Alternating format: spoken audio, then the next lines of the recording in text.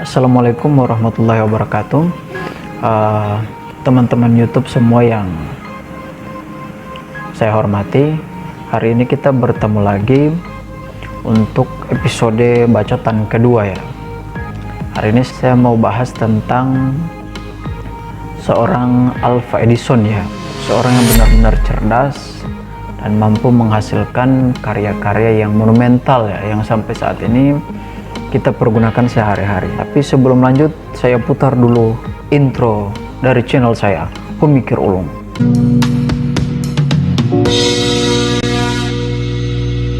Baik teman-teman YouTube semua, kisah Alva Edison ini ya dengan ibunya ini dicatat dengan baik dalam tinta sejarah ya.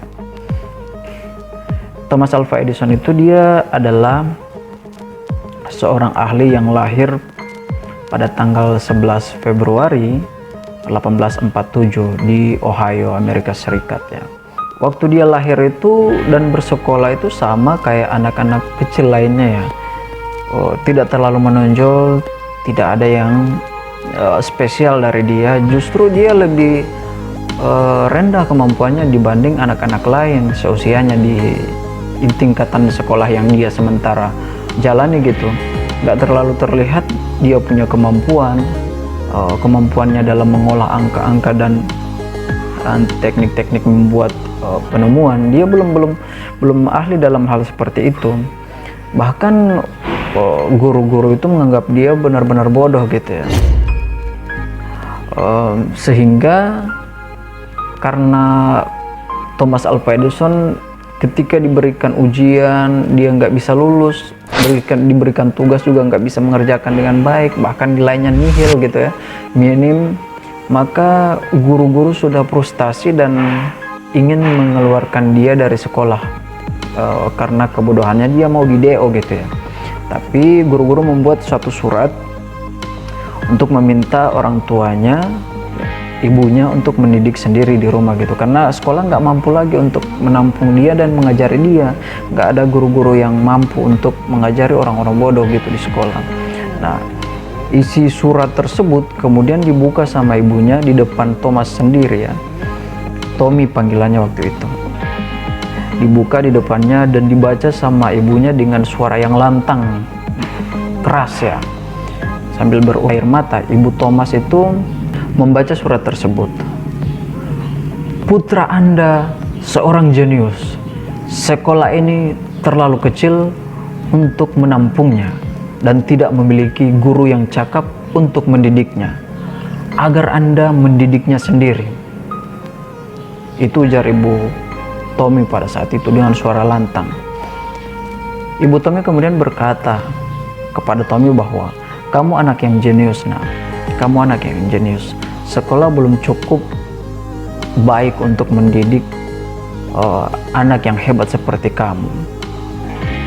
Mulai saat ini ibu yang akan mendidik kamu. Ibunya kemudian menarik Tommy kecil ke rumah dan meninggalkan sekolah. Tommy menjalani pendidikannya sehari-hari di rumah. Dia belajar dengan ibunya dan asik belajar dengan ibunya karena dia tidak memikirkan soal nilai, soal ujian harian, ulangan harian gitu ya, dan atau bahasa lainnya examination ya. Itu dia nggak pusing lagi dengan hal-hal seperti itu. Karena kita kan kalau di sekolah tuh ada banyak jenis-jenis ujiannya. Ada ulangan harian lah, ada ujian nasional, ada ujian akhir sekolah dan lain sebagainya. Waduh, mumet kepala kalau mikirin itu semua. Dan kita harus persiapin mental yang kuat ketika mau menghadapi hal-hal seperti itu. Mungkin teman-teman di luar sana juga seperti itu. Nah, bagi Tommy, dia belajar di rumah dengan sangat-sangat enjoy ya, relax, santai, karena yang ngajarin ibunya langsung dan dia bisa berkreasi sesuai dengan keinginannya gitu. Dia bisa mengembangkan bakatnya sesuai dengan apa yang dia inginkan, karena yang membimbing dia adalah orang yang merawat dia dari kecil. Nah, tanpa sadar ternyata Tommy berkembangnya ketika diajari sama ibunya. Dia membuat eksperimen-eksperimen yang hebat. Dia juga membedah hewan-hewan ya. Hal ini karena keingintahuannya yang besar terhadap hewan-hewan di sekitarnya gitu. Kemudian di usia 12 tahun, itu Tommy kecil sudah memiliki laboratorium sendiri itu. Laboratorium kimia kecil di ruang bawah tanahnya. Dan setahun kemudian, dia berhasil membuat telegraf yang sekalipun bentuk dan modelnya masih primitif gitu, tapi sudah bisa berfungsi dengan baik. Di usianya yang masih belia, Tommy sudah bekerja dan mencari uang sendiri gitu dengan berjualan koran di kereta api selama bertahun-tahun. Kemudian Tommy juga bekerja sebagai operator telegraf. Tommy naik menjadi kepala mesin telegraf di Amerika. Saat itu usia Tommy sekitar 32 tahun ya. Dunia tidak lagi gelap gulita ketika malam hari ya. Tommy yang dianggap bodoh waktu kecil berhasil menciptakan bohlam lampu pijar yang mengubah wajah dunia selamanya. Jauh setelah ibunya wafat dan Tommy telah menjadi tokoh penemu ternama. Nah, suatu hari nih ya, di rumah dia melihat barang-barang yang ditinggalkan oleh keluarga, barang-barang keluarga ya. Tiba-tiba dia melihat selembar surat gitu ya, terlipat di laci sebuah meja gitu. Dia membaca dan membuka isinya.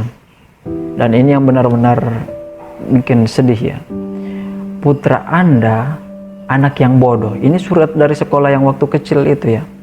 Anak yang bodoh. Kami tidak mengizinkan anak Anda bersekolah lagi. Demikianlah isi surat yang sesungguhnya yang dibawa dan diberikan Tommy kepada ibunya. Dahulu waktu sepulang sekolah, Tommy menangis berjam-jam setelah membaca surat itu.